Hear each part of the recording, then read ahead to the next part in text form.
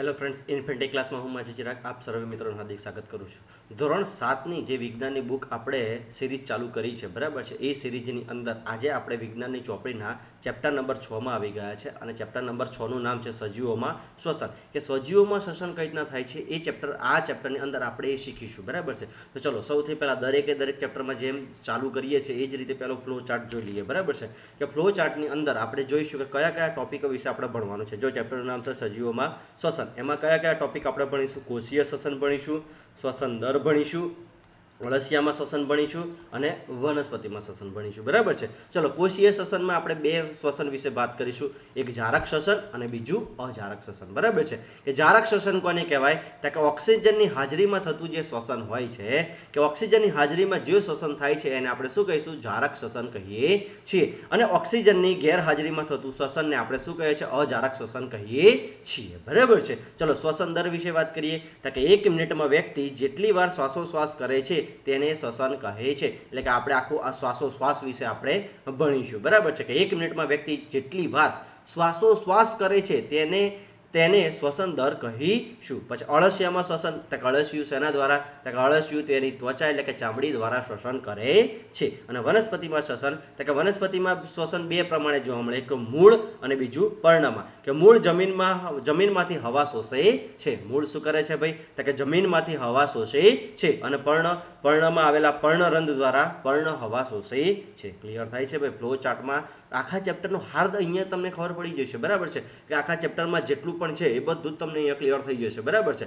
ચલો હવે આ જે ફ્લોટ ચાર્ટ જોયો એની મદદથી આપણે ચેપ્ટરની અંદર ઘૂસીએ, બરાબર છે। અને ચેપ્ટરની અંદર પણ જે ટોપિકો છે એ બધા ટોપિકોની આપણે ચર્ચા કરીએ, બરાબર છે। ચલો સૌથી પહેલા કે 6.1 અને આપણે શ્વસન શા માટે કરીએ છીએ? ભાઈ આપણે શ્વસન પહેલા તો શું કામ કરીએ છીએ, બરાબર છે। કે ચેપ્ટરનું નામ શું છે? તો કે સજીવોમાં શ્વસન। તો પહેલું આપણને એ તો ખબર હોવી જોઈએ કે આપણે શ્વસન શું કામ કરીએ છીએ, બરાબર છે।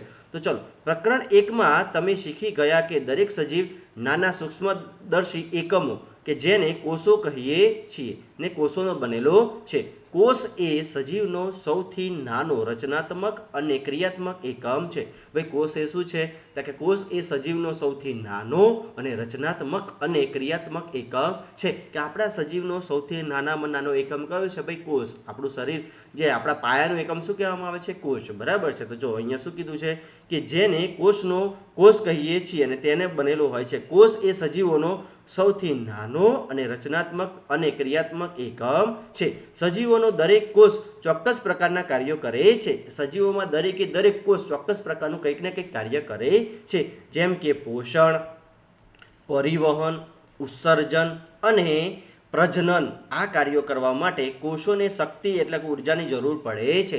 કે કોષોને શક્તિ અથવા તો ઉર્જાની જરૂર પડે છે। ખાતી, સૂતી કે વાંચતી વખતે પણ આપણને શક્તિની જરૂર પડે છે। આપણને ખાતી, સૂતી કે વાંચતી વખતે પણ આપણને શક્તિની જરૂર પડે છે। પરંતુ આ શક્તિ ક્યાંથી આવે છે? તમને બધાને ખબર છે કે આ શક્તિ ક્યાંથી આવે છે? તો આ ચેપ્ટરમાં આપણે એ જ શીખવાનું છે કે આપણને જે વાંચતા લખતા જે પણ શક્તિની જરૂર પડે છે, શક્તિ બધી ક્યાંથી આવે છે?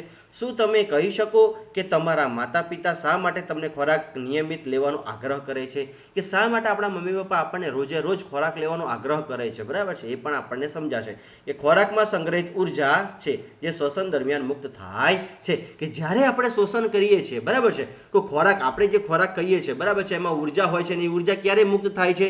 કે જ્યારે આપણે શ્વસન કરીએ છીએ ત્યારે ખોરાકમાં રહેલી ઉર્જા મુક્ત થાય છે, બરાબર છે। અને એ ઉર્જા કઈ રીતના મુક્ત થાય છે હવે આપણે આપણા ચેપ્ટરમાં શીખીશું। તો અહીંયાથી તમને એટલું તો ક્લિયર થઈ ગયું હશે કે આપણે શ્વસન શા માટે કરીએ છીએ, બરાબર છે? ક્લિયર થતું હશે કે આપણે ભાઈ શ્વસન શા માટે કરીએ છીએ। ચલો હવે જોઈએ કે તેથી બધા સજીવો ખોરાકમાંથી શક્તિ મેળવવા માટે શ્વસન કરે છે। કે ખોરાકમાંથી શક્તિ મેળવવા માટે દરેક સજીવ શું કરે છે ભાઈ? શ્વસન કરે છે। શ્વાસોશ્વાસ દરમિયાન આપણે શ્વાસમાં હવા લઈએ છીએ। તમે જાણો છો કે હવામાં ઓક્સિજન હોય છે।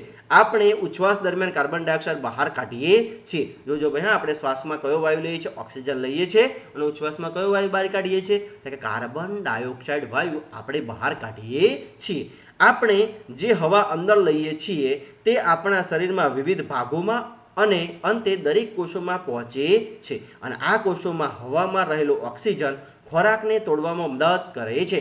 કે આપણે જે શ્વાસોશ્વાસમાં જે શ્વાસમાં જે વાયુ ઓક્સિજન લઈએ છીએ તે આપણા ખોરાકમાં રહેલા ઘટકોને તોડે છે. જો અહીંયા શું કહે કે આ કોષોમાં હવામાં રહેલો ઓક્સિજન ખોરાકને તોડવામાં મદદ કરે છે. કોષમાં ખોરાકના કણોને તોડી ઉર્જા મુક્ત કરવાની ક્રિયાને કોષીય શ્વસન કહે છે. ભાઈ ખોરાક તોડવાની ક્રિયાને કે કોષમાં ખોરાકના કણોને તોડવાની ક્રિયાને શું કહેવામાં આવે છે? કોષીય શ્વસન કહેવામાં આવે છે. અને બધા સજીવોના કોષોમાં કોષીય શ્વસન થાય છે કે દરેક સજીવના શું થાય છે? કોષીય શ્વસન જોવા મળે છે. ક્લિયર થાય છે ભાઈ બધાને? જો અહીંયાથી આપણને એટલું તો ક્લિયર થઈ ગયું કે આપણે શ્વાસ લઈએ છીએ, બરાબર છે? તો શ્વાસમાં આપણે ઓક્સિજન લઈએ છીએ, બરાબર છે ને? એ ઓક્સિજન શું કરે છે કે દરેક કોષ સુધી પહોંચે છે અને કોષમાં રહેલા ખોરાક, જે ખોરાકના કણો હોય છે એમને તોડે છે અને એમાંથી ઉર્જા મુક્ત કરે છે અને પાછો કાર્બન ડાયોક્સાઇડ વાયુ બહાર કાઢે છે. ચલો હજી આગળ જોઈએ, બરાબર છે? કે ચલો કે કોષમાં ખોરાક એટલે ગ્લુકોઝનું ઓક્સિજનના ઉપયોગથી કાર્બન ડાયોક્સાઇડ અને પાણીમાં રૂપાંતર થાય છે. જ્યારે ઓક્સિજનની મદદથી ગ્લુકોઝનું વિઘટન થાય છે તેને જારક શ્વસન કહે છે. કે ઓક્સિજનની મદદથી જે ખોરાકનું તૂટે છે અને જે ખોરાકનું ગ્લુકોઝમાં તૂટે છે, બરાબર છે, અને કાર્બન ડાયોક્સાઇડ અને પાણી ઉત્પન્ન થાય છે તેને આપણે શું કહીએ છીએ? જારક શ્વસન કહીએ છીએ. એટલે શું યાદ રાખવાનું છે કે ઓક્સિજનની હાજરીમાં ખોરાકનું જે વિઘટન થાય છે એને આપણે શું કહીશું? જારક શ્વસન કહેવામાં આવે છે. ચલો હજી આગળ કે ખોરાક ઓક્સિજનની મદદ વિના તૂટે છે એટલે દહન પામે છે તેને અજારક શ્વસન કહે છે. અને ખોરાકનું વિઘટન થવાથી શક્તિ મુક્ત થાય છે. ભાઈ ખોરાકનું વિઘટન થવાથી શક્તિ મુક્ત થશે. ખોરાકનું વિઘટન આપણા શરીરમાં બે પ્રકારે થાય છે. એક ઓક્સિજનની હાજરીમાં અને એક ઓક્સિજનની ગેરહાજરીમાં. ઓક્સિજનની હાજરીમાં જે ખોરાક તૂટે છે કે ખોરાકનું વિઘટન થાય છે એને આપણે શું કહીશું? જારક શ્વસન કહીએ છીએ, બરાબર છે? અને ઓક્સિજનની ગેરહાજરીમાં આપણા શરીરમાં જે ખોરાકના ઘટકો તૂટે છે એને આપણે શું કહીશું? તો અજારક શ્વસન કહેવામાં આવે છે, બરાબર છે? ચલો અહીંયા સમીકરણ આપેલું છે કે આપણા શરીરમાં આપણે ખોરાક ખાઈએ છીએ એમાંથી આપણને શું મળે છે? ભાઈ ગ્લુકોઝ મળે છે. શું મળે છે ભાઈ?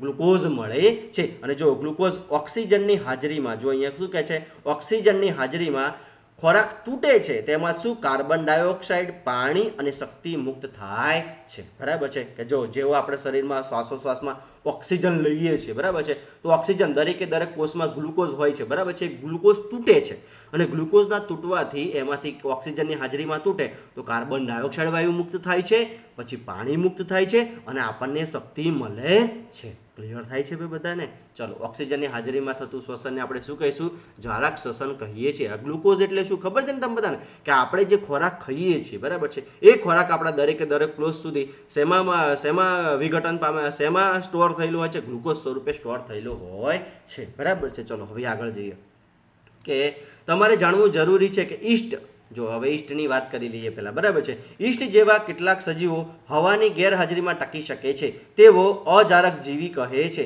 કે તેઓ હવાની ગેરહાજરીમાં પણ જીવન જીવી શકે છે, બરાબર છે? એટલે એમને શું કહેવામાં આવે છે? અજારક જીવી કહે છે. તેઓ અજારક શ્વસન દ્વારા શક્તિ પ્રાપ્ત કરે છે અને ઓક્સિજનની ગેરહાજરીમાં ગ્લુકોઝ એ આલ્કોહોલ અને કાર્બન ડાયોક્સાઇડમાં નીચેનું રૂપાંતર પામે છે. જો હમણાં આપણે શું કર્યું હતું? ગ્લુકોઝ, બરાબર છે? પહેલામાં એ ગ્લુકોઝ હતું.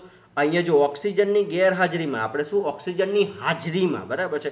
અહીંયા શેની વાત થાય છે? ઈસ્ટની વાત થાય છે. આપણી વાત થતી નથી. હા, ઈસ્ટ શું કરે છે? ઓક્સિજનની ગેરહાજરીમાં ગ્લુકોઝને ખોરાકને તોડવાનો ટ્રાય કરે છે, બરાબર છે? તો એમાંથી શું ઉત્પન્ન થાય છે? આલ્કોહોલ, કાર્બન ડાયોક્સાઇડ અને શક્તિ મુક્ત થાય છે, બરાબર છે? પહેલામાં પણ આપણે જોયું હતું કે કાર્બન ડાયોક્સાઇડ અને શક્તિ તો મુક્ત થશે, પણ અહીંયા પાણી મુક્ત થતું તો એની જગ્યાએ અહીંયા શું મુક્ત થાય છે? આલ્કોહોલ મુક્ત થાય છે. શું મુક્ત થાય છે ભાઈ? આલ્કોહોલ, બરાબર છે? ઈસ્ટમાં જોયું, બરાબર છે? ઈસ્ટમાં આલ્કોહોલ મુક્ત થાય છે. એટલે જોઈએ થોડું ફેક્ટ, બરાબર છે? કે ઈસ્ટ એક કોષી સજીવ છે. તેઓ અજારક રીતે શ્વસન કરે છે અને આ પ્રક્રિયા દરમિયાન આલ્કોહોલ બને છે. તેથી તેઓનો ઉપયોગ વાઇન અને બિયર બનાવવામાં થાય છે. ભાઈ ઈસ્ટનો ઉપયોગ શેમાં થાય છે? તો કે વાઇન અને બિયર બનાવવામાં થાય છે, બરાબર છે? કેમ? કે એ ખોરાક દરમિયાન શું મુક્ત કરે છે? આલ્કોહોલ મુક્ત કરે છે. ભાઈ શું મુક્ત કરે છે? આલ્કોહોલ મુક્ત કરે છે. ચલો હજી આગળ જઈએ કે હવે આપણા શરીરમાં કે ઓક્સિજનની ગેરહાજરીમાં જ્યારે ખોરાક તૂટે છે ત્યારે શું થાય છે, બરાબર છે? કે જો જ્યારે થોડાક સમય માટે ઓક્સિજનની ઉણપ હોય ત્યારે આપણા સ્નાયુઓ પણ અજારક શ્વસન કરે છે અને ભારે કસરત દરમિયાન ઝડપથી દોડવું, સાયકલ ચલાવવી, કલાકો સુધી ચાલવું અથવા તો ભારે વજન ઉચકવું, આ બધી ક્રિયા માં વધુ શક્તિની જરૂર પડે છે, પરંતુ આ શક્તિ ઉત્પન્ન કરવા માટે ઓક્સિજનનો પુરવઠો મર્યાદિત છે. ત્યારબાદ શક્તિની જરૂરિયાત પૂરી કરવા માટે સ્નાયુ કોષો અજારક શ્વસન થાય છે. કે સ્નાયુ કોષોની અંદર શું થાય છે ભાઈ? અજારક શ્વસન થાય છે. કે જ્યારે તમે કસરત કરતા હોય, દોડતા હોય, ચાલતા હોય, બરાબર, સાયકલિંગ કરતા હોય, ત્યારે આપણા શરીરના આપણા કોષોને વધારે પ્રમાણમાં શક્તિની જરૂર પડે, બરાબર છે. એટલે પૂરતા પ્રમાણમાં ઓક્સિજન મળતો નથી, એટલા માટે સ્નાયુઓ કાર્બન ડાયોક્સાઇડની હાજરીમાં ખોરાકને તોડે છે, બરાબર છે. એટલે કે એને શું? ઓક્સિજનની ગેરહાજરીમાં ખોરાકને તોડે છે, તો એને આપણે શું કહીશું? અજારક શ્વસન કહેવામાં આવે છે. ચલો એને સમીકરણ માટે જોઈ લઈએ કે ગ્લુકોઝ અને શેમાં? કે સ્નાયુઓમાં, બરાબર છે. આપણે જે સ્નાયુઓ હોય છે, બરાબર છે, એ સ્નાયુઓ ઓક્સિજનની ગેરહાજરીમાં શું કરે છે ભાઈ? ઓક્સિજનની ગેરહાજરીમાં ખોરાકનું વિઘટન કરે છે, માટે શું ઉત્પન્ન કરે છે? Lactic acid. અને શું ઉત્પન્ન કરે છે? શક્તિ ઉત્પન્ન કરે છે. અને આ લેક્ટિક એસિડ ઉત્પન્ન થાય છે, એના લીધે જ આપણા સ્નાયુઓ દુખાવો થાય છે. આપણા સ્નાયુમાં જે દુખાવો થાય છે એ શાના લીધે થાય છે? આ લેક્ટિક એસિડ વધારે માત્રામાં જમા થાય છે ને એના માટે જ થાય છે, બરાબર છે. ચલો, તો અહીંયા તમને એટલી તો ખબર પડી ગઈ હશે કે આપણે કેટલા પ્રકારના શ્વસન જોયા? બે પ્રકારના, એક જારક શ્વસન અને એક અજારક શ્વસન. જારક શ્વસન શું છે ભાઈ? કે ઓક્સિજનની હાજરીમાં ઉર્જા મુક્ત કરે, શક્તિ મુક્ત કરવાની ક્રિયાને જારક શ્વસન કહેવામાં આવે છે. અને ઓક્સિજનની ગેરહાજરીમાં આપણા સ્નાયુઓ જે શક્તિ મુક્ત કરે છે એને આપણે શું કહીએ છીએ? અજારક શ્વસન કહીએ છીએ. અજારક શ્વસન ક્યારે થાય છે? વધારે પડતો આપણે ચાલતા હોય, દોડતા હોય, સાયકલિંગ કરતા હોય, કાં તો એવું કંઈ કામ કરતા હોય જેમાં શક્તિની વધારે જરૂર પડે, ત્યારે આપણા સ્નાયુઓ શું કરે છે? કે અજારક શ્વસન કરે છે, બરાબર છે. એટલા જ માટે આપણા સ્નાયુઓ દુખાવો થવા લાગે છે, બરાબર છે. ચલો જોઈએ એ સ્નાયુમાં દુખાવો થાય છે કઈ રીતના થાય છે એને જોઈએ, બરાબર છે. કે તમે ક્યારે આશ્ચર્ય થયું છે કે ભારે કસરત દરમિયાન સ્નાયુ ખેંચાઈ કેમ જાય છે? જ્યારે સ્નાયુઓ અજારક શ્વસન કરે છે ત્યારે સ્નાયુ ખેંચાણ પામે છે અને ગ્લુકોઝનું આંશિક વિઘટન થવાથી લેક્ટિક એસિડ ઉત્પન્ન થાય છે. હવે આ લેક્ટિક એસિડ તમને બધાને ખબર હશે, બરાબર, કે લેક્ટિક એસિડ ઉત્પન્ન થાય છે, બરાબર છે, થાય છે. અને લેક્ટિક એસિડના એકઠો થવાને કારણે સ્નાયુઓ ખેંચાઈ જાય છે. કે લેક્ટિક એસિડ ઉત્પન્ન થવાને લીધે સ્નાયુઓ શું થાય છે? કે ખેંચાઈ જાય છે. અને ગરમ પાણીથી સ્નાન કરવાથી અથવા માલિશ કરવાથી આપણને આ ખેંચાણથી છુટકારો મળે છે. શું તમે અનુમાન કરી શકો કે આવું શા માટે થાય છે? કે ગરમ પાણીથી સ્નાન કે માલિશ રુધિરમાં પરિભ્રમણને સુધારે છે, પરિણામે કોષોને મળતા ઓક્સિજનનું પ્રમાણ વધે છે અને વધતો ઓક્સિજનનો જથ્થો લેક્ટિક એસિડને સંપૂર્ણપણે કાર્બન ડાયોક્સાઇડ અને પાણીમાં રૂપાંતરિત કરે છે, બરાબર છે. કે લેક્ટિક એસિડને શેમાં? કે કાર્બન ડાયોક્સાઇડ અને પાણીમાં રૂપાંતર કરી દેશે, એટલે ફરીથી આપણને દુખાવો ઓછો થઈ જાય છે, બરાબર છે. ચલો જોઈએ ફરીથી સ્નાયુમાં દુખાવો કઈ રીતના થાય છે. જો અહીંયા સમજતા જજો, હું જે બોલું છું, જો હું એક એક શબ્દ 2 થી 3 વખત બોલીશ, બરાબર છે. એટલે તમારે ખાલી સાંભળવાનું જ છે, બરાબર છે. તમે ખાલી સાંભળશો ને તો એ તમારા દિમાગમાં આખું ચેપ્ટર ક્લિયર થઈ જશે, બરાબર છે. જો અહીંયા કે સૌથી પહેલા આપણે શ્વાસમાં શું લીધું? ઓક્સિજન લીધો. ઓક્સિજન ક્યાં પહોંચ્યો? કે કોષ સુધી પહોંચ્યો, બરાબર છે. કે વચ્ચે શું થાય છે આપણે આગળ જોઈએ છીએ, બરાબર છે. અત્યારે તમે વિચારો કે જે આપણે શ્વાસ લઈએ છીએ, ઓક્સિજન લઈએ છીએ, ઓક્સિજન ક્યાં જાય છે? કોષ સુધી જાય છે, બરાબર છે. ક્યાં સુધી જાય છે? કોષ સુધી જાય છે. એ કોષમાં ઓક્સિજનની હાજરીમાં ગ્લુકોઝ એટલે કે ખોરાક તૂટે છે, એને આપણે કેવું શ્વસન કહીએ છીએ? કે જારક શ્વસન કહીએ છીએ. અને ખોરાક તૂટે છે એમાંથી આપણને શું મળે છે? કાર્બન ડાયોક્સાઇડ મળે છે, પાણી મળે છે અને શક્તિ એટલે કે ઉર્જા મળે છે. હવે જ્યારે તમે ભારે કોઈ કસરતવાળું કામ કરતા હોય, કાંઈ તો કોઈ ભારે એવું કામ કરતા હોય, બરાબર છે, ત્યારે શું થાય છે? કે તમે કોઈ ભારે એવું કામકાજ કરતા હોય ત્યારે તમારા કોષોને વધારે પડતા ઓક્સિજનની જરૂર પડે. કેમ? કે આપણે વધારે શક્તિની જરૂર છે, તો વધારે શક્તિની જરૂર ઓક્સિજન તો આવશે જ, બરાબર છે, પણ ઓક્સિજન પૂરતો મળતો નથી. એટલા માટે વધારે ઓક્સિજનની જરૂર પડે એટલે શું કરે છે સ્નાયુઓ? કે ઓક્સિજન વગર જ શ્વસન કરવાનું ચાલુ, ઓક્સિજન વગર જ ખોરાકને તોડવાની ક્રિયા ચાલુ કરી દે છે. અને ઓક્સિજનની ગેરહાજરીમાં ખોરાક તૂટે છે ત્યારે શું ઉત્પન્ન થાય છે? લેક્ટિક એસિડ ઉત્પન્ન થાય છે. શું ઉત્પન્ન થાય છે? લેક્ટિક એસિડ ઉત્પન્ન થાય છે. અને આ લેક્ટિક એસિડ જ્યાં ઉત્પન્ન થાય છે ત્યાં લેક્ટિક એસિડ સ્નાયુઓને શું કરે છે? ખેંચી નાખે છે. અને સ્નાયુઓના ખેંચાણને લીધે આપણને સ્નાયુઓમાં દુખાવો થવા લાગે છે, બરાબર છે. અને આ સ્નાયુઓમાં દુખાવો થાય છે, બરાબર છે. કે ઓક્સિજનની ગેરહાજરીમાં જે શ્વસન થયું એને આપણે કેવું શ્વસન કહીએ છીએ? અજારક શ્વસન કહીએ છીએ. કેવું શ્વસન કહીએ છીએ ભાઈ? અજારક શ્વસન કહીએ છીએ. અને આ અજારક શ્વસનમાં આપણને શું મુક્ત થાય છે? કે લેક્ટિક એસિડ વધતા શક્તિ મુક્ત થાય છે, બરાબર છે. થવું શું જોઈતું હતું? કે કાર્બન ડાયોક્સાઇડ, પાણી અને શક્તિ મુક્ત થવી હતી, બરાબર છે. પણ અહીંયા સ્નાયુઓ શું કરે છે? ઓક્સિજનની ગેરહાજરીમાં કરે છે, એટલા માટે શું મુક્ત થાય છે? કે લેક્ટિક એસિડ વધતા શક્તિ મુક્ત થાય છે. હવે શક્તિ તો મુક્ત થઈ ગઈ, આપણું કામ થઈ ગયું, પણ જ્યારે આપણે કામ પૂરું થાય છે ત્યારે આપણા પગમાં અતિશય આપણા કામ કરતા હોઈએ છીએ, જે જગ્યાએ કામ કરતા હોય ત્યાં સ્નાયુઓ ખેંચાય હોય તેમાં આપણને અતિશય દુખાવો થાય છે. કેમ દુખાવો થાય છે? તો કે લેક્ટિક એસિડ જમા થવાને કારણે દુખાવો થાય છે. હવે આ જ્યારે લેક્ટિક એસિડ જમા થઈ ગયું હોય, આપણને જ્યાં દુખાવો થતો હોય ત્યાં આપણે શું કરવું જોઈએ? તો કે ગરમ પાણીથી સ્નાન કરવું જોઈએ. અને ગરમ પાણી શું કરે છે? આપણા રુધિરના પરિભ્રમણને સુધારે છે, અને રુધિરના પરિભ્રમણને સુધારે થાય છે એના માટે ઓક્સિજન પહોંચે છે, અને ઓક્સિજન શું કરે છે? લેક્ટિક એસિડને તોડે છે, એમાંથી કાર્બન ડાયોક્સાઇડ અને પાણી છૂટું પાડે છે, અને આ છૂટું પડવાને લીધે આપણને લેક્ટિક એસિડ દૂર થાય છે અને આપણને દુખાવો ઓછો થાય છે. ક્લિયર થઈ ગયું બધાને? ચલો, જારક શ્વસન, અજારક શ્વસન, ઈસ્ટ કઈ રીતના શ્વસન કરે છે એ પણ આપણે જોયું. બરાબર છે? ઈસ્ટનો ઉપયોગ શેમાં થાય છે? તો કે બિયર અને વાઇન બનાવવા માટે થાય છે. કેમ? તો કે ઈસ્ટ શું કરે છે? તો કે ઓક્સિજનની ગેરહાજરીમાં ખોરાકનું વિઘટન કરે છે, એટલા માટે શું ઉત્પન્ન કરે છે? આલ્કોહોલ, પાણી અને શક્તિ પૂરી પાડે છે. બરાબર છે? એટલે કે આલ્કોહોલ છૂટો પડે છે એટલા માટે તો આપણે બિયર અને વાઇન બનાવવા માટે શેનો ઉપયોગ કરીએ છીએ? ઈસ્ટનો ઉપયોગ કરીએ છીએ. બરાબર છે? ચલો નેક્સ્ટ, હવે આગળ ભણીએ. ચલો, શ્વાસોશ્વાસ. જો અહીંયા શ્વાસોશ્વાસ કે શ્વાસોશ્વાસ શું છે આપણે સમજીએ. બરાબર છે? કે પ્રવૃત્તિ 6.1 પ્રવૃત્તિ 6.1માં આપણે જોઈએ કે તમારા નસકોરામાં અને મોં ચુસ્ત રીતે બંધ કરો અને ઘડિયાળમાં જુઓ. તમે થોડા સમય પછી શું અનુભવો છો? ક્યાં સુધી તમે બંધ નાક રાખી શકો છો? તમારા શ્વાસ રોકવાની શકવાનો સમય નહોતો. જો આકૃતિમાં અહીંયા ફર્સ્ટ ક્લાસ આપણે શું કરવાનું છે? આ રીતે બે હાથ વડે આપણું નાક બંધ કરી દેવાનું છે અને ઘડિયાળમાં જોવાનું છે તમે શ્વાસ કેટલી વાર રોકી શકો છો. બરાબર છે? ચેક કરવાનું છે. બરાબર છે? તો વિડીયો પોઝ કરીને બધા ચેક કરી જો તમે કેટલી વાર તમારો શ્વાસ રોકી શકો છો. બરાબર છે? વધારે વાર નહીં, જ્યાં સુધી રોકી શકો ત્યાં સુધી જ રોકવાનું છે, વધારે રોકવાની જરૂર નથી. બરાબર છે? ચલો, હવે કે તમે રોક્યો હશે એવી આશા રાખીએ છીએ. બરાબર છે? તમને શું અનુભવ થયો જોઈએ. બરાબર છે? તો હવે તમે માહિતગાર છો કે લાંબા સમય સુધી શ્વાસોશ્વાસ વિના જીવી શકાય નહીં, કે આપણે લાંબો સમય શ્વાસોશ્વાસની ક્રિયા વગર જીવી શકતા નથી. બરાબર છે? ક્લિયર થઈ ગયું? કેમ? કે આપણે હમણાં શ્વાસ બંધ કર્યો તો આપણે વધીને 1 મિનિટ, બરાબર છે, વધીને 30 સેકન્ડ, 40 સેકન્ડ કે 1 મિનિટ 60 સેકન્ડ સુધી તમે શ્વાસ રોકી શકો. એનાથી વધારે તમે શ્વાસ રોકી શકતા નથી. તો લાંબો સમય આપણે શ્વાસ વગર જીવી શકતા નથી. બરાબર છે? ચલો, હવે આગળ કે શ્વાસોશ્વાસ એટલે ઓક્સિજનયુક્ત હવા અંદર લેવી અને શ્વસનાંગો દ્વારા કાર્બન ડાયોક્સાઇડ યુક્ત હવા બહાર કાઢવી. કે શ્વાસોશ્વાસ એટલે શું? તો કે ઓક્સિજન અંદર લેવો અને કાર્બન ડાયોક્સાઇડ વાયુ બહાર કાઢવો. ચલો, ઓક્સિજન યુક્ત હવા શરીરની અંદર લેવાની ક્રિયાને શ્વાસ કહે છે. ભાઈ શું કહેવામાં આવે છે? ઓક્સિજન યુક્ત આપણે આ રીતે હવા અંદર લઈએ છીએ અને શું કહેવામાં આવે છે? શ્વાસ કહેવામાં આવે છે. શું કહેવામાં આવે છે? ભાઈ શ્વાસ કહેવામાં આવે છે. અને કાર્બન ડાયોક્સાઇડ યુક્ત હવા શરીરની બહાર કાઢવાની ક્રિયાને ઉચ્છ્વાસ કહેવામાં આવે છે. અને શ્વાસ, આને શું કહેવાય? ઉચ્છ્વાસ.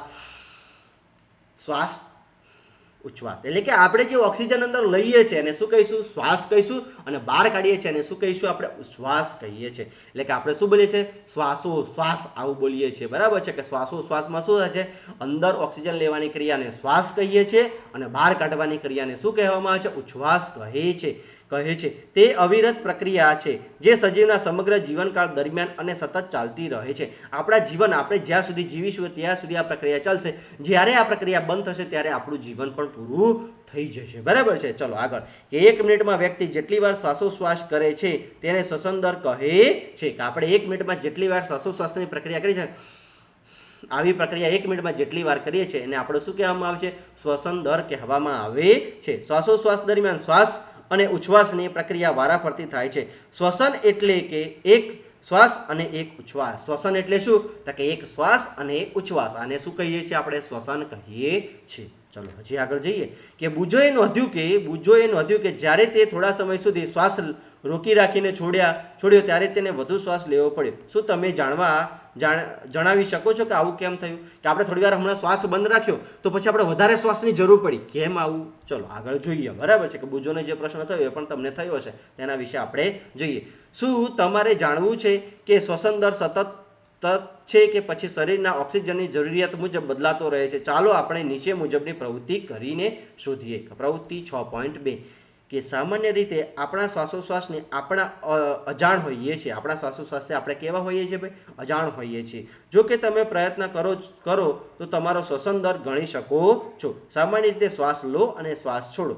1 મિનિટમાં તમે કેટલી વાર શ્વાસ લો છો અને કેટલી વાર શ્વાસ છોડો છો એ શોધો. શું તમે જેટલી વાર શ્વાસ લો છો તેટલી જ વાર ઉચ્છ્વાસ છોડો છો? કે હા, આપણે જેટલી વાર શ્વાસ લઈએ છીએ એટલી વાર આપણે શ્વાસ છોડીએ છીએ. 1 મિનિટમાં આપણે કેટલી વાર કરી શકીએ? ચલો હવે તમારા શ્વસન દર શ્વાસોશ્વાસની સંખ્યા ભાગ્યા મિનિટ ઝડપથી ચાલ્યા પછીની અને દોડ્યા પછીની ગણો. જેવી પ્રક્રિયા પૂર્ણ થાય ત્યારે તમારા શ્વસન દર નોંધો અને આરામદાયની સ્થિતિમાં પણ નોંધો. ચલો હવે આપણે શું કરવાનું છે? બરાબર છે, એ તમારા બધાએ વિડીયો સ્ટોપ કરવાનો. બરાબર છે, પછી ટાઈમિંગ લેવાનું, મોબાઈલમાં ટાઈમિંગ જોવાનું. બરાબર છે, ટાઈમિંગ જોવાનું. પછી નોર્મલ અત્યારે તમે બેઠા છો એને શ્વસન દર ગણવાનું. જો કંઈ ના આ 1 વાર, 2 વખત, 3 વખત, 4 વખત, 5 વખત, આ રીતે ગણવાનું. બરાબર છે, આવી રીતે તમે શાંતિથી બેઠા છો ત્યારે ગણવાનું છે. પછી થોડુંક દોડીને આવો પછી ગણવાનું છે. બરાબર છે, ચાલીને આવો પછી ગણવાનું છે. આમ અલગ અલગ એક્ટિવિટી કરીને તમારે ગણવાનું છે. બરાબર છે, કે 1 મિનિટમાં તમે કેટલી વાર આવું શ્વસન કરી શકો છો? ચાલીને આવો ત્યારે કેટલી વખત કરી શકો છો? દોડીને આવો ત્યારે કેટલી વખત કરી શકો છો? બરાબર છે, બેઠા બેઠા કેટલી વખત કરી શકો છો? સૂતા સૂતા કેટલી વખત કરી શકો છો? આ બધું જ ગણવાનું છે. બરાબર છે, અને તમારે નોંધવાનું છે કે શું દરેક ટાઈમે શ્વસન દર સરખો હોય છે? કે ના, દરેક ટાઈમે શ્વસન દર સરખો હોતો નથી. જ્યારે આપણે શાંતિથી ત્યારે બેઠા હોય ત્યારે શ્વસન દર અલગ હોય છે, દોડીને આવીએ અને માપીએ છીએ ત્યારે શ્વસન દર અલગ હોય છે, ચાલીને આવીએ ત્યારે શ્વસન દર અલગ હોય છે, સૂતા હોઈએ છીએ ત્યારે શ્વસન દર અલગ હોય છે. બરાબર છે, કે દરેક વખતે શ્વસન દર અલગ અલગ હોય છે. એટલે કે આપણે જેમ જેમ ઓક્સિજનની જેટલી વધારે જરૂર એટલું આપણે વધારે શ્વાસોશ્વાસની પ્રક્રિયા કરીશું. બરાબર છે, તો બુજોનો પ્રશ્ન ને તમારો પ્રશ્ન જે હતો એનું અહીંયા સોલ્યુશન આવે છે. ચલો હવે આગળ જઈએ કે ઉપરની પ્રવૃત્તિ પરથી તમને ખ્યાલ આવ્યો જ હશે કે જ્યારે વ્યક્તિને વધારે શક્તિની જરૂર ઊભી થાય ત્યારે તેણી ઝડપથી શ્વાસ લે છે. કે આપણે જ્યારે વધારે શક્તિની જરૂર પડે એટલે કે દોડીએ છીએ ત્યારે આપણે વધારે શ્વાસની જરૂર પડે છે. પરિણામે વધુ ઓક્સિજન આપણા કોષો સુધી પહોંચે છે, તે ખોરાકનું વિઘટન ઝડપી બનાવે છે અને વધુ શક્તિ મુક્ત થાય છે. શું આના પરથી તમે સમજ પ્રાપ્ત થાય છે કે શારીરિક પ્રવૃત્તિઓ પછી પણ આપણને ભૂખ કેમ લાગે છે? કે આપણને જ્યારે શારીરિક પ્રવૃત્તિઓ કરીએ છીએ, વધારે કંઈ કામ કરીએ છીએ, આપણને ભૂખ કેમ લાગે છે? કે કેમ લાગે છે? કે આપણે જ્યારે ખોરાક લીધો, બરાબર છે, ત્યારે દરેક ક્લોઝ સુધી આપણો ખોરાક તો પહોંચી ગયો, પણ વધારે માત્રામાં આપણે કોઈ કામ કરીએ છીએ ત્યારે વધારે ઓક્સિજન જાય છે અને વધારે ખોરાકમાંથી શક્તિ મુક્ત થઈ જાય છે, એટલે ખોરાક ત્યાં ખૂટી જાય છે. એટલા માટે આપણને શું લાગે છે? કે ભૂખ લાગે છે. ચલો આગળ, કે જ્યારે તમે સુસ્તી અનુભવો છો ત્યારે શું તમારો શ્વસન દર ઘટે છે? શું તમારા શરીરને પૂરતું ઓક્સિજન મળે છે? સુસ્તી એટલે કે આપણે આરામદાયની ઊંઘવાની સ્થિતિમાં હોઈએ ત્યારની વાત છે. ચલો આગળ હવે આપણે જોઈએ કે સરેરાશ રીતે એક પુખ્ત વ્યક્તિને આરામદાયક સ્થિતિમાં 1 મિનિટમાં 15 થી 18 વખત શ્વાસ લે છે. કે આપણે સામાન્ય આરામદાયક સ્થિતિમાં આપણે કેટલી વખત 1 મિનિટમાં? કે 15 થી 18 વખત શ્વાસ લઈએ છીએ. યાદ રાખજો, પરીક્ષામાં પૂછાશે. હા, તમારે કેટલો શ્વાસ થાય ગણવાની જરૂર નથી, અહીંયા તમારે જોવાનું. બરાબર છે, કે 1 મિનિટમાં આપણે કેટલી વખત શ્વાસ લઈએ છીએ? કે 15 થી 18 વખત આપણે શ્વાસ લઈએ છીએ. બરાબર છે, અને શ્વાસ છોડીએ છીએ કે આપણે શ્વાસોશ્વાસની પ્રક્રિયા કેટલી વખત કરીએ છીએ? કે 18 વખત કરીએ, 15 થી 18 વખત કરીએ છીએ. એટલે જો આ 1 વખત થયું, આવું કેટલી વખત આપણે 1 મિનિટમાં કરી શકીએ છીએ? 15 થી 18 વખત કરી શકીએ છીએ. ચલો આગળ, કે ભારે કસરત દરમિયાન શ્વસન દર 1 મિનિટમાં 25 વખત જોવા મળે છે. કે જ્યારે ભારે કસરત તમે કરતા હોય, ભારે કોઈ કામકાજ કરતા હોય ત્યારે આપણો શ્વસન દર 15-18ની જગ્યાએ કેટલો પહોંચી જાય છે? 25 વખત પહોંચી જાય છે. બરાબર છે, યાદ રાખજો. જ્યારે આપણે કસરત કરીએ છીએ ત્યારે માત્ર શ્વાસોશ્વાસ ઝડપી કરીએ છીએ એટલું જ નહીં, પરંતુ આપણે ઊંડા શ્વાસ પણ લઈએ છીએ અને વધુ માત્રામાં ઓક્સિજન શ્વાસમાં લઈએ છીએ. બરાબર છે, કે વધુ માત્રામાં આપણે ઓક્સિજન લઈએ છીએ. તો અહીંયાથી કેટલું યાદ રાખવાનું કે આરામદાયકની સ્થિતિમાં આપણે 1 મિનિટમાં કેટલી શ્વાસોશ્વાસની પ્રક્રિયા કરે છે? કે 15 થી 18 વખત કરીએ છીએ. અને કસરત કરતા એટલે ભારે કસરત કરીએ છીએ ત્યારે આપણે 1 મિનિટમાં કેટલી વખત શ્વાસોશ્વાસની પ્રક્રિયા કરીએ છીએ? તો કે 25 વખત કરતા હોઈએ છીએ. બરાબર છે, ક્લિયર? ચલો હજી આગળ, કે પહેલીને જાણવું છે કે જ્યારે આપણે ઊંઘ આવે છે, સુસ્તી અનુભવીએ ત્યારે બગાસું કેમ આવે છે? કે તમને બધાને ખબર હોય કે જ્યારે તમે સૂવાની તૈયારી કરતા હોય અથવા તો તમારું શરીર થાકી ગયું હોય ત્યારે તમને બગાસા આવે છે. બરાબર, ઊંઘવાની તમને ઊંઘ આવતી હોય ત્યારે બગાસા આવે છે. કેમ બગાસા આવે છે? કોઈ કહી શકે ખરું? કે હા, બગાસા કેમ આવે છે? કે આપણા શરીરમાં શું કહેવાય ઓક્સિજન ઓછો થઈ ગયો હોય એટલે ઓક્સિજન ઓછો થઈ ગયો હોય ને વધારે ઓક્સિજનની જરૂર પડે ત્યારે આપણે શું કહીએ છીએ બગાસા કહીએ છીએ એટલે વધારે ઓક્સિજન કેમ કે આરામદાયકની સ્થિતિમાં આપણા શ્વસન દરની પ્રક્રિયા પણ કેવી થઈ જાય છે ઓછી થઈ જાય છે કેવી થઈ જાય છે ઓછી થઈ જાય છે એટલે કે આપણે ઓક્સિજનની જરૂર વધારે પડતી હોય છે બરાબર છે એટલા માટે આપણને બગાસા આવે છે બગાસાથી શું થાય છે કે વધારે માત્રામાં ઓક્સિજન આપણા શરીરમાં જશે અને જ્યાં જ્યાં ઓક્સિજનની પૂર્તિ ઘટતો હશે ત્યાં ત્યાં ઓક્સિજન પહોંચશે બરાબર છે ચલો ક્લિયર થાય છે બધાને ચલો આગળ જઈએ બરાબર છે ચલો હવે આગળ કે પ્રવૃત્તિ 6.3 કે આકૃતિ 6.3માં દિવસ દરમિયાન વ્યક્તિ દ્વારા થતી જુદી જુદી પ્રવૃત્તિઓ દર્શાવેલી છે શું તમે કહી શકો કે કઈ પ્રવૃત્તિમાં શ્વસન દર સૌથી ઓછો હશે અને કઈ પ્રવૃત્તિમાં વધારે હશે તમારા અનુભવ પ્રમાણે જુદી જુદી પ્રવૃત્તિઓ ચિત્રોને વધતા શ્વસન દર પ્રમાણે ગોઠવો એટલે કે આપણે જોવાનું છે બરાબર છે ચલો અહીંયા કે સૌથી ઓછો શ્વસન દર આખા ચિત્રમાં તમે મને કહી શકો કયામાં હશે બરાબર છે તો ભાઈ આ પહેલા નંબરનો વ્યક્તિ છે બરાબર છે એક નંબરનો વ્યક્તિ છે બરાબર છે એક નંબરનો વ્યક્તિ શું કરે છે આરામ કરે છે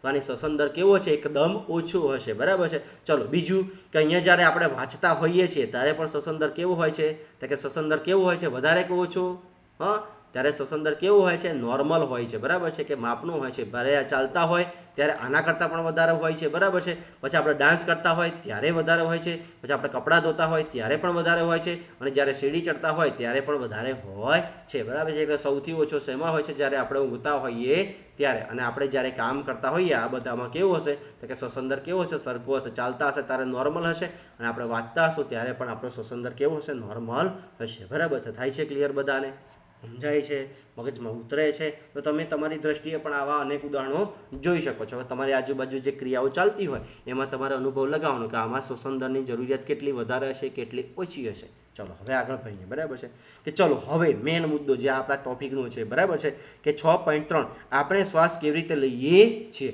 તો કે સાહેબ અમને તો એટલી ખબર પડે છે કે આપણે નાક દ્વારા શ્વાસ લઈએ છીએ પછી એનું શું થાય છે આપણને કંઈ ક્લિયર નથી પણ આજે તમે ચોક્કસ અને ક્લિયર તમારા મગજમાં ક્લિયર થઈ જશે કે આપણે જે નાક દ્વારા ઓક્સિજન લઈએ છીએ ક્યાં જાય છે ને શું થાય છે બરાબર છે ચલો ભણીએ આપણે ચાલો આપણે શ્વસનની ક્રિયા વિશે જાણીએ સામાન્યપણે આપણે નાસિકા છિદ્ર દ્વારા શ્વાસ લઈએ છીએ ચલો નાસિકા છિદ્ર પહેલા જોઈએ બરાબર છે નાસિકા છિદ્ર એટલે કે નાસિકા છિદ્ર અહીંયા દ્વારા આપણે શ્વાસ લઈએ છીએ આકૃતિમાં જોતા જજો બરાબર છે જ્યારે આપણે શ્વાસ લઈએ છીએ ત્યારે હવા આપણા નાસિકા છિદ્રમાં થઈને નાસિકા કોટરમાં જાય છે ચલો નાસિકા છિદ્રમાં થઈ અને ક્યાં ગઈ આ નાસિકા કોટરમાં ગઈ એટલે શ્વાસ અત્યારે અહીંયા આવી ગયો છે બરાબર છે ક્યાં જાય છે પેલો નાસિકા છિદ્રથી નાસિકા કોટરમાં ચલો નાસિકા કોટરમાંથી હવા શ્વાસ નળી દ્વારા ફેફસામાં પહોંચે છે કે અહીંયા શ્વાસ નળી આવે છે બરાબર છે આ શ્વાસ નળીમાં થઈને કંઠ નળીમાં જશે કંઠ નળીમાં આપણે અવાજ ઉત્પન્ન કરીશું પછી ક્યાં જશે શ્વાસ નળીમાં જશે એટલે કે જો નાસિકા છિદ્ર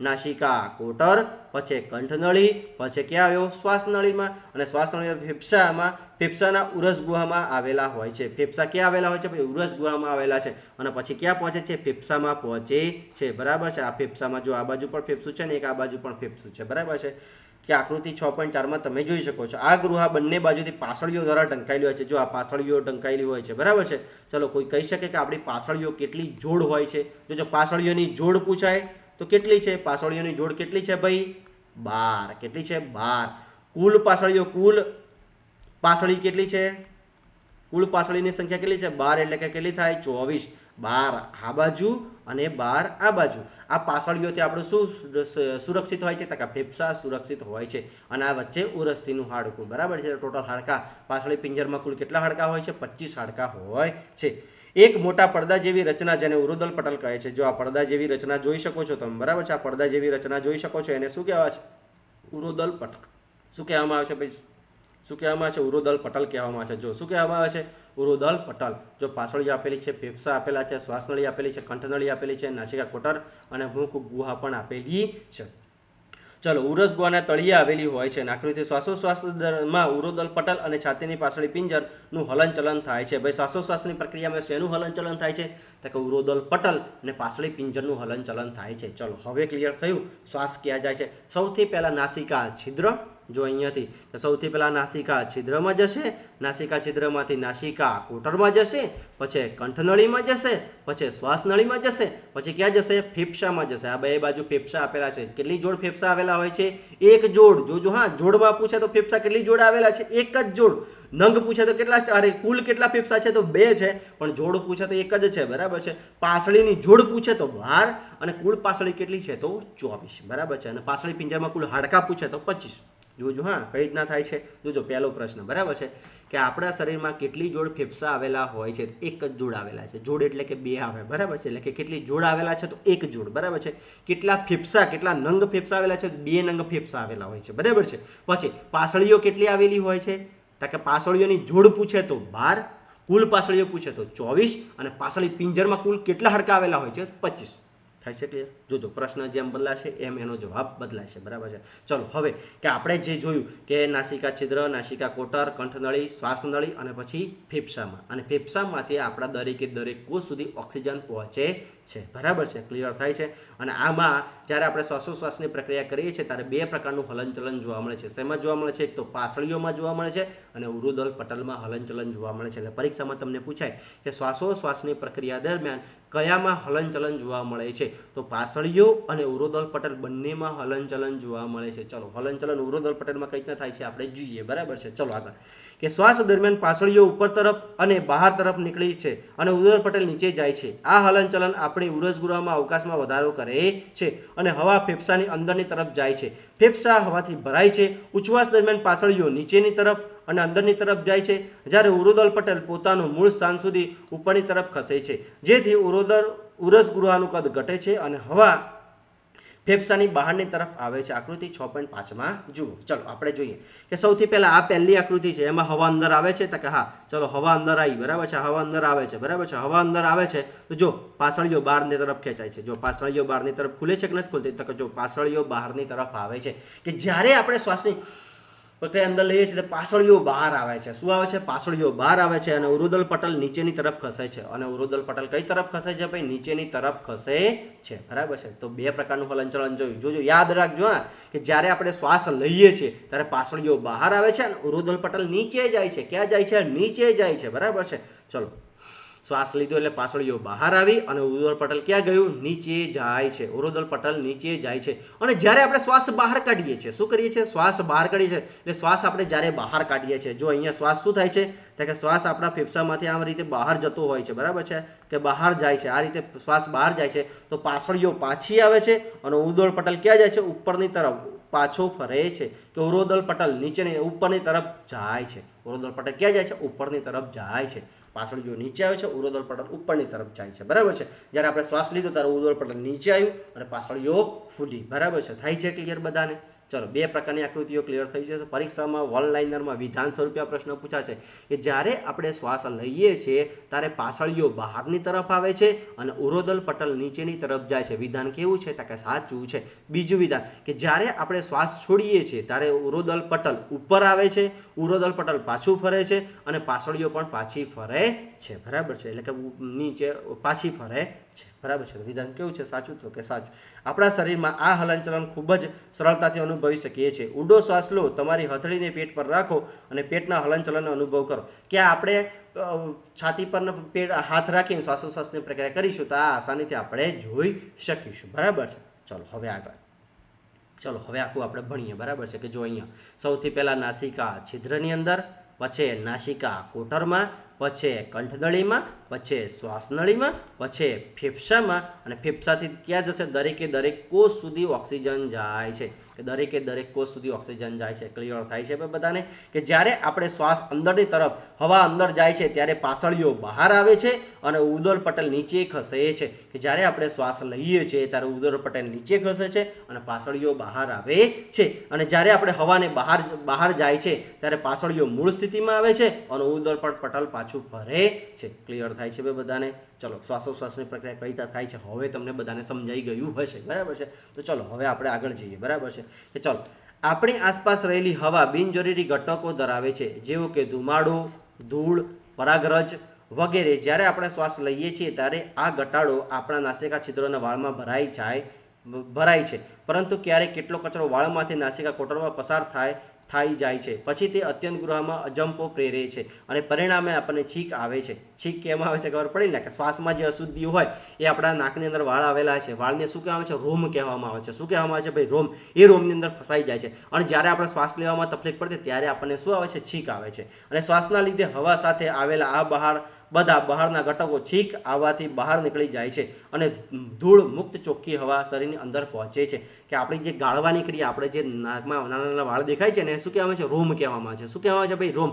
અને આ રોમ શું કરે છે? આપણી હવાને ચોખ્ખી કરે છે, કે હવામાં જે ઘટક તત્વો હોય છે એને ચોખ્ખા કરે છે. બરાબર છે. તો ચલો આગળ, કે જ્યારે તમે છીંક આવે ત્યારે નાક ઢાંકવું જોઈએ, તેથી બહારના ઘટકો તેને નાક દ્વારા કાઢ્યા અને અન્ય વ્યક્તિના શ્વાસમાં ન જાય, કે આપણા નાકમાંથી જે વસ્તુ બહાર નીકળે છે એ અન્ય વ્યક્તિના નાકમાં ના જાય. બરાબર છે. ચલો આટલું ધ્યાન રાખજો. છીંક કેમ આવે છે પણ ખબર પડી ગઈ ને, કે આપણે જે નાકમાં, આપણે જે શ્વાસમાં ઓક્સિજન લઈએ છીએ, બરાબર છે, એ ઓક્સિજન એકલો હોતો નથી. હવા લઈએ છીએ તેમાં અનેક અશુદ્ધિઓ હોય છે, એ અશુદ્ધિઓ પણ આપણા નાકમાં જાય છે અને આપણા નાકમાં ગળાય છે. બરાબર છે.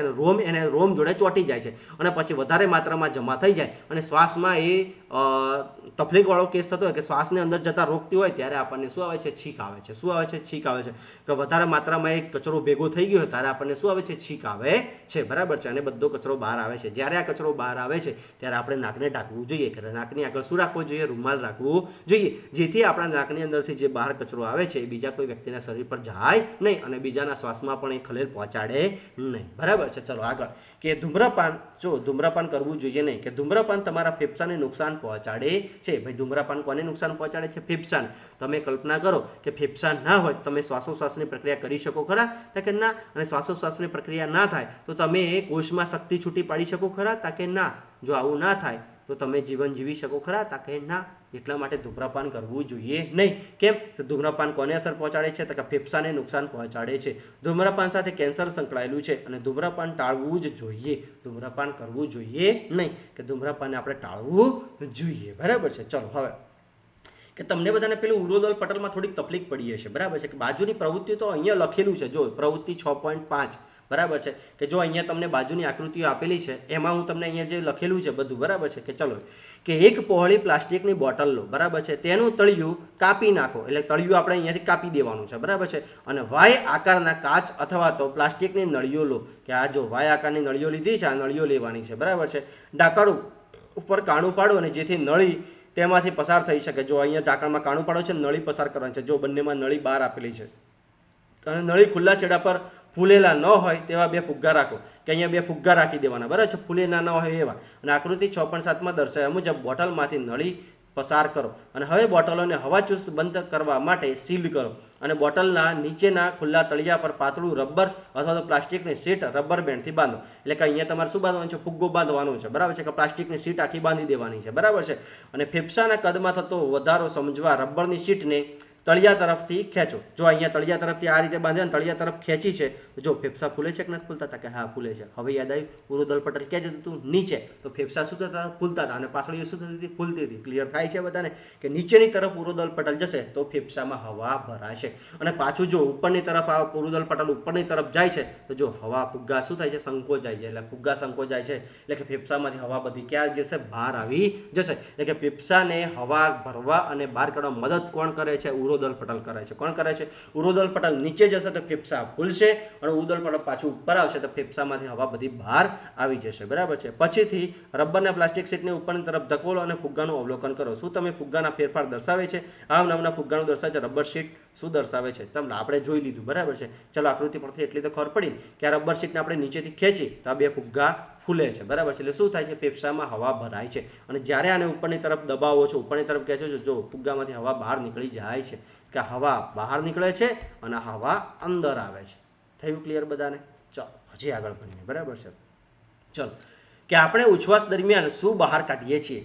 કે આપણે ઉચ્છ્વાસ દરમિયાન શું બહાર કાઢીએ છીએ એની પ્રવૃત્તિ જોઈએ. બરાબર છે. કે પ્રવૃત્તિ 6.6, કે એક પાતળી ચોખ્ખી કસનળી અથવા તો કાચના પ્લાસ્ટિકની બોટલ લો, તેના ઢાંકણા પર છિદ્ર કરો અને બોટલ બંધ કરો. તાજું બનાવેલું ચૂનાનું દ્રાવણ કસનળીમાં લો. એક પ્લાસ્ટિકની નળી સ્ટ્રો દ્વારા ઢાંકણમાં છિદ્રમાંથી એવી રીતે નાખો કે ચૂનાની તરફ પાણીમાં ડૂબે અને હવે તે નળી દ્વારા અમુક સમય સુધી ફૂંકો મારો. બરાબર છે. જો આ નળી છે, આ સ્ટ્રો છે, આ સ્ટ્રો છે, બરાબર છે, આ તમારા નાકમાં છે, અહીંયા ચૂનાનું ઇંધેલું પાણી છે અને છેક આટલા સુધી એને નળીને લઈ જવાની છે, બરાબર છે. આ નળી આપણે લઈ લીધી, બરાબર છે. અને જો તમે ફૂંક મારશો તો તમારા ફૂંકમાંથી કયો વાયુ નીકળશે? કાર્બન ડાયોક્સાઇડ, બરાબર છે. અને કાર્બન ડાયોક્સાઇડ નીકળે છે એટલે કે CO2 નીકળે છે. અને આ CO2 નીકળે છે એટલે કે આપણને બધાને ખબર છે કે ચૂનાના નીતરા પાણીને કેવું બનાવી દે છે? દૂધિયું બનાવી દે છે. જો ના ખબર હોય તો ચેપ્ટર આગળનું ભણ્યા એ જોવાનું, બરાબર છે. કે જ્યારે આપણે ચૂનાના નીતરા પાણીની અંદર કાર્બન ડાયોક્સાઇડ વાયુ પસાર કરીએ છીએ તો એ ચૂનાના પાણીને કેવું બનાવી દે છે? તો કે એકદમ સફેદ દૂધિયું બનાવી દે છે, બરાબર છે. એકદમ દૂધિયું બનાવી દે છે. એટલે કયો વાયુ બહાર નીકળે છે? આપણને કયો વાયુ બહાર નીકળે છે? Carbon dioxide. કે ઉચ્છ્વાસમાં કયો વાયુ બહાર નીકળે છે? કાર્બન ડાયોક્સાઇડ, બરાબર છે. ચલો આગળ. કે બુજોને જાણવું છે કે મનુષ્ય ફેફસામાં કેટલી હવા ભરી રાખે છે? ભરીને રાખી શકે છે. કે આપણે ફેફસામાં કેટલી હવા ભરી શકીએ, બરાબર છે. ચલો આગળ જોઈએ કે શ્વાસ અને ઉચ્છ્વાસની ક્રિયા દરમિયાન ઓક્સિજન અને કાર્બન ડાયોક્સાઇડની ટકાવારી, કે આપણને ટકાવારી આપેલી છે, બરાબર છે. કેટલી ટકાવારી આપણે ભરી શકીએ, બરાબર છે. ચલો શ્વાસ માટેની હવા, બરાબર છે. કે આપણા વાતાવરણમાં કેટલી હવા છે? જો 21% શું વાતાવરણમાં આવેલો છે? ઓક્સિજન આવેલો છે. કેટલા ટકા? 21% ઓક્સિજન આવેલો છે. અને કેટલા ટકા? 0.04% શું આવેલો છે? કાર્બન ડાયોક્સાઇડ આવેલું છે. આ વાતાવરણમાં કેટલા ટકા છે એની વાત કરેલી છે. અત્યારે આપણા શરીરની કોઈ પણ પ્રકારની વાત નથી કે વાતાવરણમાં ઓક્સિજન કેટલા ટકા હોય છે? તો કે 21% હોય છે. કેટલા ટકા હોય છે ભાઈ? 21% હોય છે. અને વાતાવરણમાં કાર્બન ડાયોક્સાઇડ કેટલા ટકા હોય છે? 0.04% હોય છે. ચલો ઉચ્છ્વાસની હવા, કે ઉચ્છ્વાસમાં હવા કેટલી હોય છે? કે 16.4% ઓક્સિજન, બરાબર છે. કે શ્વાસની હવા, બરાબર છે. અને ઉચ્છ્વાસની હવા એટલે કે આપણે ઉચ્છ્વાસમાં કે ઓક્સિજન આપણા શરીરમાં કેટલો? 16.4 આપણે લઈએ છીએ. 21% માંથી 16.4 આપણે ઓક્સિજન લઈએ છીએ. અને 0.04% એટલે કે આપણે કેટલો કાર્બન ડાયોક્સાઇડ બહાર કાઢીએ છીએ? તો કે 0.04% એટલે 4.4% કાર્બન ડાયોક્સાઇડ આપણે બહાર કાઢીએ છીએ. ક્લિયર થાય છે બધાને? કે વાતાવરણમાં ઓક્સિજન કેટલા ટકા હોય છે? 21%. કાર્બન ડાયોક્સાઇડ કેટલા ટકા હોય છે? 0.04%. જ્યારે આપણે શ્વાસ લઈએ છીએ ત્યારે કેટલા ટકા શ્વાસ લઈએ છીએ? 16.4% ઓક્સિજન લઈએ છીએ, બરાબર છે. અને કાર્બન ડાયોક્સાઇડ કેટલો બહાર કાઢીએ છીએ? તો કે 4.4% કાર્બન ડાયોક્સાઇડ વાયુ બહાર કાઢીએ છીએ. ક્લિયર થાય છે બધાને? સમજાય છે? ચલો આગળ. કે વધુ સારા જીવન માટે શ્વાસ, કે આપણને ખબર છે કે આપણો જેટલો શ્વાસ સારો હશે એટલું આપણે સારું જીવન જીવી શકીશું. તો પરંપરાગત શ્વાસોશ્વાસની નિયમિત કસરત ફેફસાની હવા વધુ ગ્રહણ કરવાની ક્ષમતામાં વધારો કરે છે. આમ શરીરમાં કોષોને વધારે ઓક્સિજન પૂરો પાડી શકાય છે, જેને પરિણામે વધુ શક્તિ અથવા ઉર્જા મુક્ત થાય છે. કે જેટલો આપણે વધારે ઓક્સિજન લઈશું એટલે આપણે વધારે શક્તિ મુક્ત કરી શકીએ છીએ, બરાબર છે. ચલો હવે આગળ. કે અન્ય પ્રાણીઓમાં શ્વાસોશ્વાસની ક્રિયા, કે અન્ય પ્રાણીઓ શ્વાસોશ્વાસની પ્રક્રિયા કરે છે. જો આપણા બોડીનું તો આપણે શ્વાસોશ્વાસની પ્રક્રિયા કઈ રીતના કરીએ છીએ આપણે ભણ્યા, પણ અન્ય પ્રાણીઓ કઈ રીતના કરે છે એના વિશે પણ આપણે જોવાનું છે, બરાબર છે. જો હાથી છે, સિંહ છે, ગાય છે, બકરી છે, દેડકા છે, ગરોળી છે, સાપ છે જેવા પ્રાણીઓ અને પક્ષીઓ મનુષ્યની જેમ જ ઉરસગુરામાં ફેફસા ધરાવે છે. એટલે પરીક્ષામાં ધરાવે કે નીચેમાંથી કોણ કોણ ફેફસા ધરાવે છે? તો કોણ કોણ ફેફસા ધરાવે છે? તો કે હાથી છે, સિંહ છે, ગાય છે, બકરી છે, દેડકું છે, ગરોળી છે અને સાપ છે. બધા શું ધરાવે છે? ફેફસા ધરાવે છે. આ બધા શું ધરાવે છે? ફેફસા ધરાવે છે. ક્લિયર થયું બધાને? આ બધા શું ધરાવે છે? ફેફસા ધરાવે છે. જો ખાસ યાદ રાખો, દેડકું, ગરોળી અને સાપ, પછી બકરી છે, ગાય છે, સિંહ છે અને હાથી છે, બધા શું ધરાવે છે? ફેફસા ધરાવે છે. જેમ આપણે ફેફસા ધરાવીએ છીએ એમ આ લોકો પણ ફેફસા ધરાવે છે. પરીક્ષામાં દેડકું ફેફસા ધરાવે છે કે નથી ધરાવતું એ પૂછાઈ ગયું છે. ગરોળી ફેફસા ધરાવે છે કે નથી ધરાવતી એ પણ પૂછાઈ ગયું છે. સાપ ફેફસા ધરાવે છે કે નથી ધરાવતું એ પણ પૂછાઈ ગયેલું છે, બરાબર છે. ચલો હવે આગળ જોઈએ. કે બુજોને જાણવું છે કે શું વંદો, ગોકળગાય, માછલી, અળસિયા, કીડી અને મચ્છર પાસે પણ ફેફસા હોય છે? ચલો આના વિશે આપણે ચર્ચા કરીએ કે આ બધા જોડે ફેફસા હોય છે કે ના, આ બધા જોડે ફેફસા હોતા નથી, બરાબર છે. તો નથી તો શું કરીએ? ચલો સૌથી પહેલા આપણે વાત કોની કરીશું? વંદાની વાત કરીશું. શેના વાળી? જો બાજુમાં વંદાનું ચિત્ર તમને ફર્સ્ટ ક્લાસ આપેલું છે, બરાબર છે.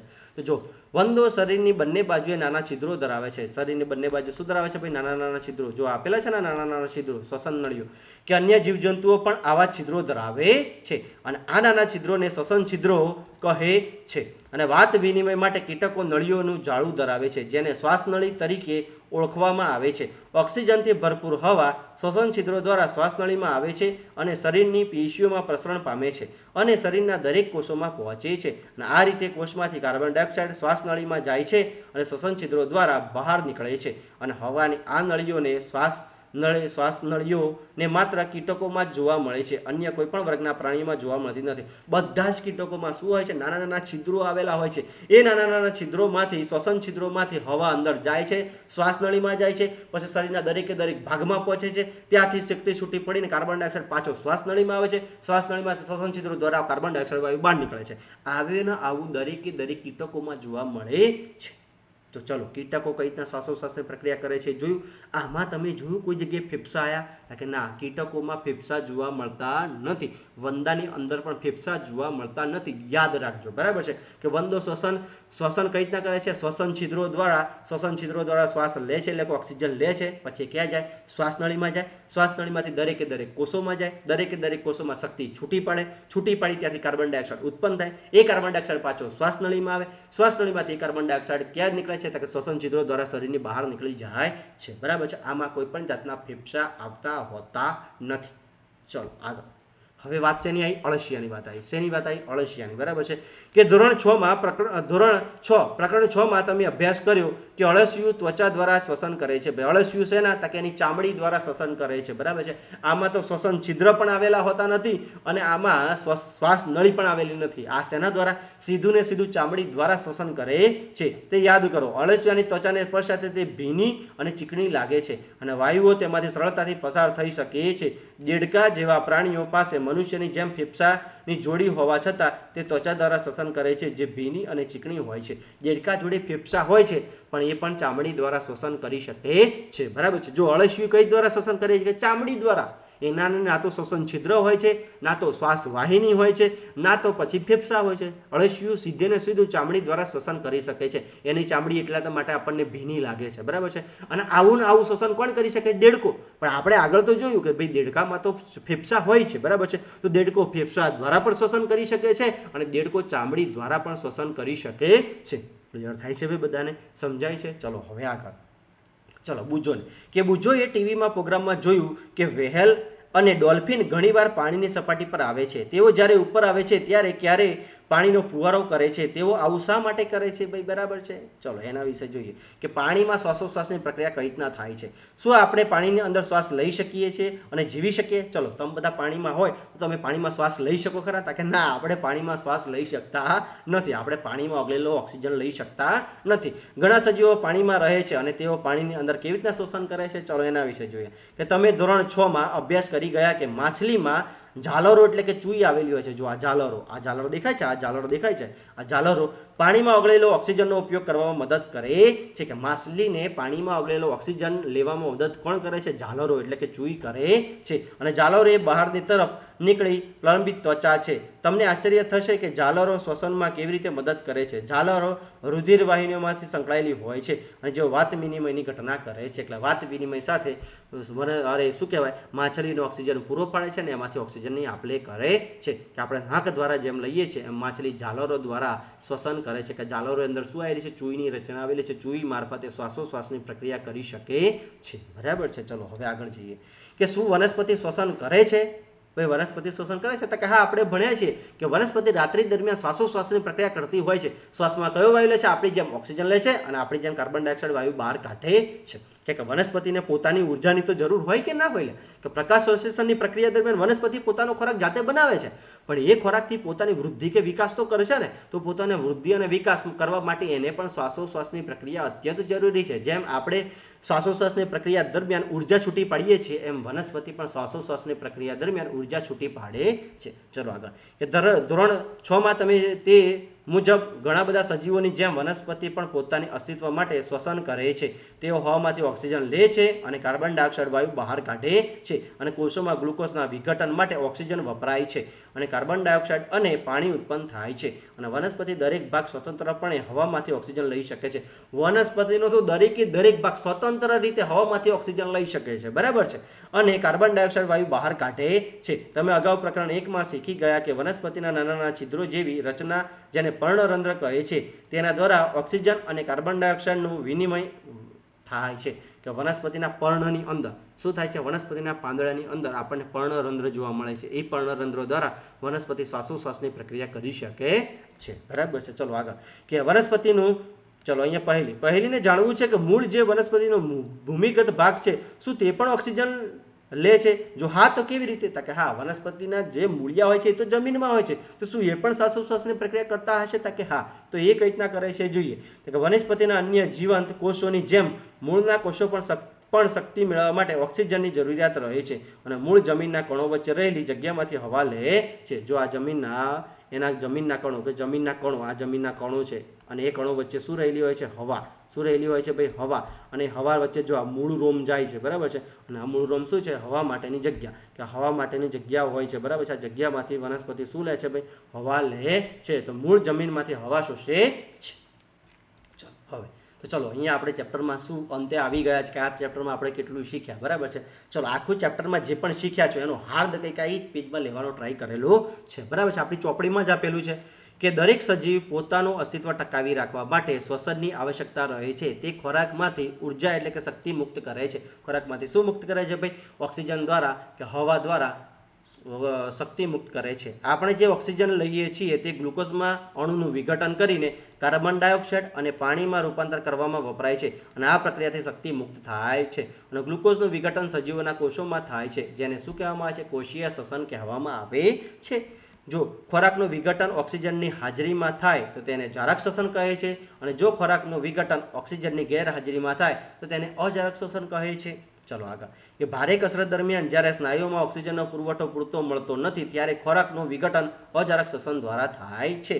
અને શ્વાસોશ્વાસ એ શ્વસનની ક્રિયા એક ભાગ છે જેમાં સજીવ ઓક્સિજનયુક્ત હવા લે છે અને કાર્બન ડાયોક્સાઇડ યુક્ત હવા બહાર કાઢે છે. અને સજીવોમાં વાત વિનિમય માટેના શ્વસન અંગોમાં વિવિધતા જોવા મળે છે.